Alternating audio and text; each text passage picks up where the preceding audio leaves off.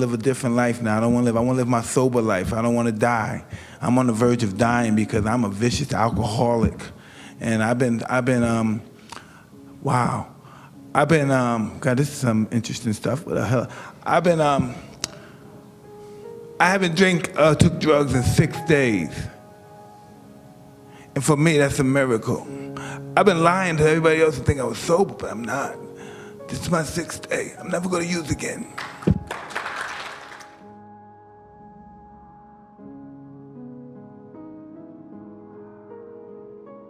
You held a press conference the other day, and boy, it got a lot of attention, Mike. It was raw, it was blunt, it was emotional. What was your state of mind going into that? I don't know, it was just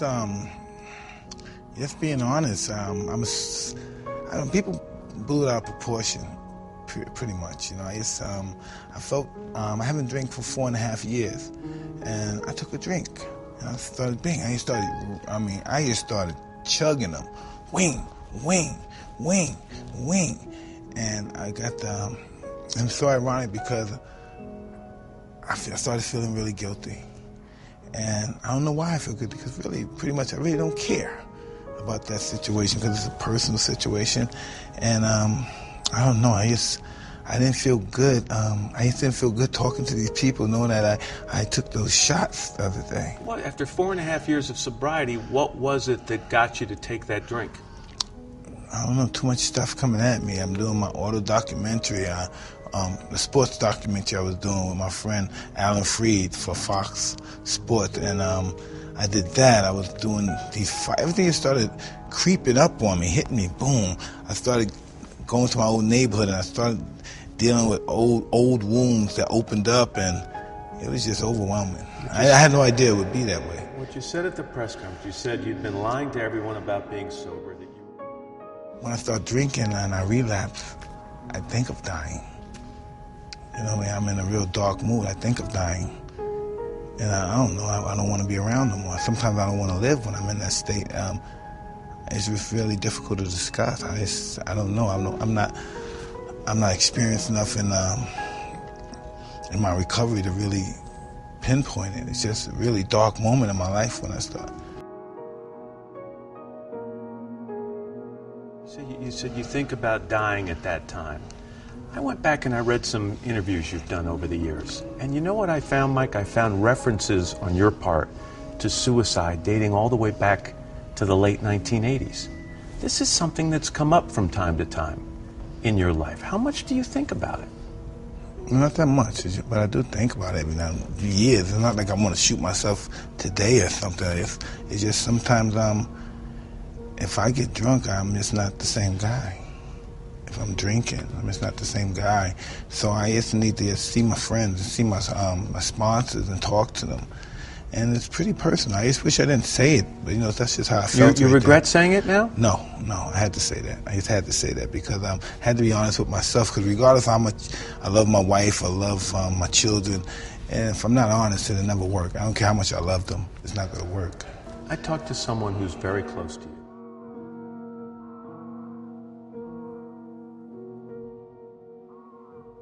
Quote, "My whole life has been a waste. I've been a failure." What was the state of mind then?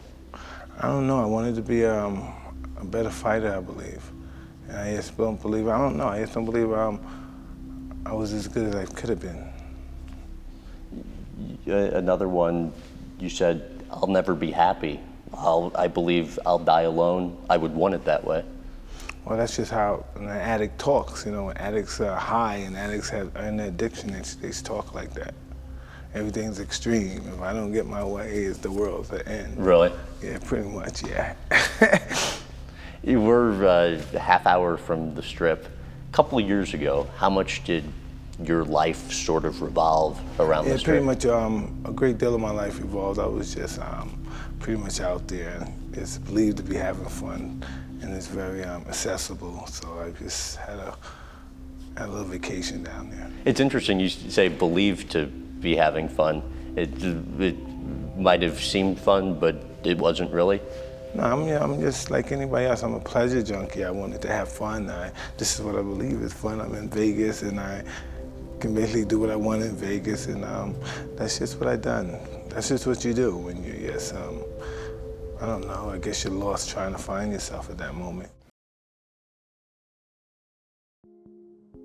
You started a cycle that you had to stop yourself. Yeah, I know. I broke my cycle in my life. All my family members are obese and overweight. My sister died of obesity with help with cocaine too, of course. But you know, this is just our lifestyle. This is how we lived, and I just learned a different lifestyle. I had tools. That's what drug rehab, all this stuff, and the people I encountered with, they gave me tools for certain stages of my life. Cuss gave me tools for a job, to make money, to be on top of my game, just with tools. But I didn't have no social schools. Right. None at all. So I had to go through those stages. Things that I should have learned when I was 3, I had to learn when I was 30. Right.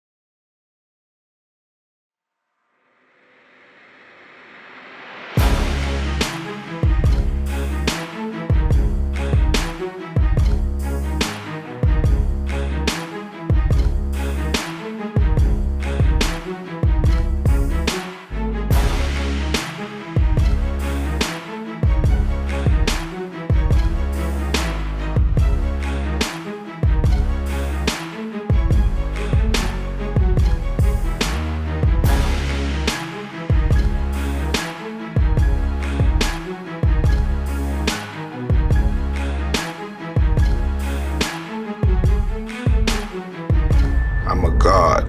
No one could beat me. Something inside Tyson may have changed.